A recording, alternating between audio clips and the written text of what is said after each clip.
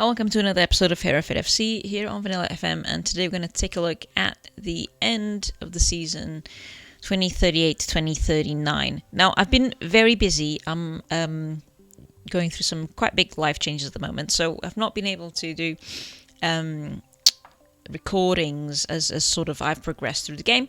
So what I'm going to do is take you through the highlights of the end of the season. I wasn't able to record that, but I did take screenshots and I made a note of stuff as it happened, so I'm going to try to take you through it as best as I can. Now, starting with an announcement from March of the year that one of our players, Octai, who is one of our youth players, let me just sort this out a little bit. Youth players who has been playing at the top level for us the last couple of seasons. He was named among the best wonder kids in football, and actually came second. So second in the world. If I can remember to put in the screenshots in the edit afterwards, I will put a screenshot of that news item. But anyway, so here is Octai. We've renewed his contract and he's going to stay with us. I don't think there's anyone else in the squad that I really would like to give a chance, really, at the moment. So the time will come when we'll release Octai and sell him and grab another youth player to make up our homegrown total for the champions. But at the moment, he's doing really well. And if he carries on in this kind of reputation upward trend, we might be able to get some good money for him as well. Now, next bit of news. Oh yeah, so we reached the final of the FA Cup and of the Champions League. So if we go to competitions, as you can see, we have been given a chance to play for the Club World Championship, which is basically the highlight of this game. You know you've made it when you've made it to the Club World Championship, and obviously our aim is going to win that title as well, in which case we would have won every single title that is prestigious in this game. So yeah, so we won the FA Cup, which is why we're going to play the Community Shield. I can't remember who we won against, actually. Let's take a look at history. Past winners, Arsenal. So we won against Arsenal. For the Champions League, we won, I think, Porto. We won against Porto. I think it was on penalties, that one. So it was quite tight. We didn't win the Carabao last year. Oh, and for the league, we won with a massive difference. We won by about 30 points. So let me just see if I can find the screenshot, and I'll try to insert it here, if I remember. So we won the title, the Premier League Championship title, with 7 matches to go, and the difference at the end of the season was 30 points. So that was good. We managed to celebrate early and have an early record, and I think that was one of the records that we broke by having like 7 matches where there was absolutely no pressure to win or to lose. We still won most of them, I think, but yeah. Ignacio Dominguez won the Footballer of the Year award last year for English football. So he did really well last season. He has now joined, I think, well, he is going to join today, actually, because we're at the start of the transfer window. He's going to join today on a permanent deal with us. So yeah, so as you can see, 12 goals in 35 with 14 assists. So he's got a very good record with us last season. So hopefully this season he'll be even better with 1 year of experience in our squad. He also won Player of the Year, and I don't really know what this means. Player of the Year. I think the players must vote or something. I don't know. I'm not really familiar with this one. But yeah, so he won that award as well. So he won the Player of the Year and the Players Player of the Year. And then the goal scorer, we finally got a goal scorer of the year as well this year. So Valentino Torres scored 26 goals for us in the league. Second placed was a player from Nottingham Forest, and he had 23 goals. So finally, Valentino Torres got the goal scorer of the year for us last year. I think he scored a bunch more in other competitions and stuff. So he had 37 in total, which was pretty good. I won Manager of the Year, and then we had four players named in the Team of the Year. So we had Torres, and we have Ignacio Dominguez, who I've already mentioned. And we also had Pastore, who is still developing, really. Although maybe not, he's 27 now, so maybe he's not developing. But yeah, he played really well in the season. And finally, we also had our defender Simon Tipple, who is also playing really well as well.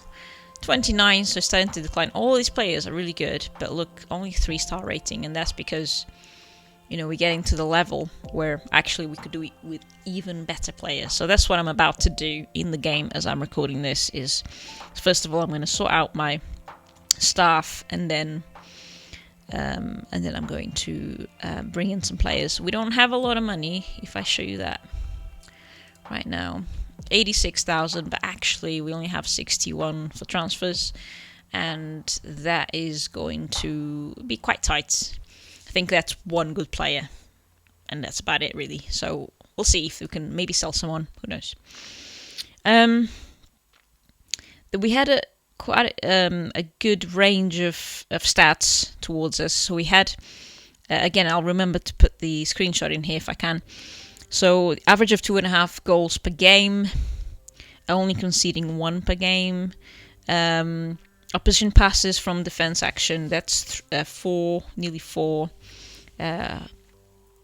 Quite high fouls though, and but also a high number of tackles, 25.5 tackles per game. 1 per game. 16 goals from set pieces, 1.7 expected goals per game, which is quite low compared to our actual goals per game. And 22.5 interceptions per game as well, which is, not amazing, but it's okay. What else? I think that's it, really. We did also make the Dream Team. That's for the UEFA Champions, for the Champions Cup. And in the Dream Team, we had Torres, our striker, also Dominguez, the midfielder that I already mentioned, and also Zupel, the goalkeeper. I guess, he's not amazing, but I guess because we reached so far into the Champions Cup, it was either between him or Porto's, I guess. He did concede 15 in 10 games, which is, not brilliant, but it's okay. So you got goal scorer of the season, and Torres only came second as forwards of the season for the Champions League. As far as competition awards, we also had Kenny Lawless, but I think I mentioned this earlier. He got Under 21's Footballer of the Year, but that was in January. He's no longer 21, I don't think. I think he's older than that now. 22, yeah. And that's it, really. Obviously got a load of Manager of the Months as well for this year. Money-wise, I've already mentioned that. We have obviously increased our sponsorship quite a bit. Just looking at finance and tie that into Club Vision, so looking at the supporters, rather. So we've now reached 30 million supporters. We are expanding our stadium as of right now, ongoing. So we're expanding our stadium by about 10,000 seats.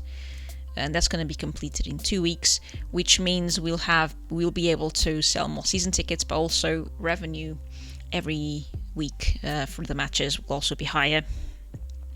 30,000 supporters in waiting list at the moment for that. We are the supporters. The style of supporter has swung quite a bit. So whilst we had mostly sort of nice, fairly supportive supporters at the moment, now we have a lot of supporters who are fair weather and casual. So they're only going to be interested if we're winning, which we should be able to maintain. But that opens us up to a little bit of criticism as time goes on. Now, if I look, I just noticed we got a new favoured personnel. Ignacio Dominguez has made it into favoured personnel. Torres was already there before, and Emra, who I think is still playing. I guess he's going to stay there for a while until people forget about him in the future. But he seems to be having quite a good career in League 2, which is nice to see. He was our first striker when we arrived to the Premier Division. He was already there from the previous year. And he had an alright season. I mean, the last season, I think that's when we sold him. Didn't play very much. But yeah, the last 2 seasons weren't great. But especially the third season was pretty good.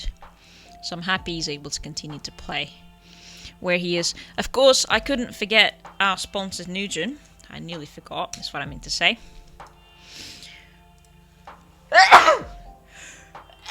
Excuse me. Now, I'll check on him again in the next episode, because it might be that in the course of the transfer window, he might move. I doubt it. He's very highly rated. So, I don't think he's going to move. But, yeah, so he's done okay. He got 4 goals, 7 assists last season. The best season so far, in terms of average rating, for him in the PSG. I'm wondering now if he's only 27. He should be alright for a few years. I mean, but yeah. So that's where our sponsor Nugent is at. If you want to sponsor a Nugent, and what I mean is any of the players that aren't from real life, I can change their name so that the name reflects you, and then we'll follow the story of that player as time goes on. Depending on the membership that you sign up for, you will either get a Nugent from the senior team or the best Nugents from the youth teams. I always start first comes first served with the highest rated ability Nugent. So that's why Robip at the time was our highest rated ability Nugent, and he moved on, but we kept up with him. So that's how that works. I don't think I have any more news. I think I've said everything.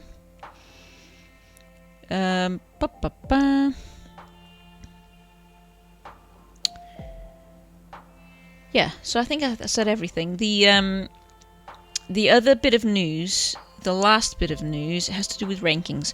So as far as Europe is concerned, Europe has its own awards as well. One of the awards is Golden Shoe, and Valentino Torres came second for that award. So we didn't win it, but we came second. And then as far as coefficients, we actually rank 9th now, and that's because we obviously won the Champions League, and we came close to the final stages last year as well. So in 9th in terms of coefficients for the UEFA. In the world, we are 7th most highly rated club in the world. Above us there is Chelsea, and above them Paris, PSG, above them Bayern, above them Real Madrid, above them Barcelona, and then on top of everyone we got Borussia Dortmund, who seem to be going really well at the moment. And that is it. So that is how the end of the season played out. To be fair, I'm honest with you, my momentum on FM24 is slowing down a bit, not only because obviously I'm going through a lot of changes in life, but also, it's December, and I shouldn't be playing this game anymore. I should be playing the new game. So yes, I'm running out of love a little bit for this game, but I'll keep on playing it. I think I've got at least one more season in me. I definitely want to see how it goes in the World Club Championship. And, now that we're starting to make a decent amount of money, I might be able to bring in some more exciting players as well. So stay tuned, and I'll come back some point during Christmas with another episode just to update you again. Take care. Bye-bye.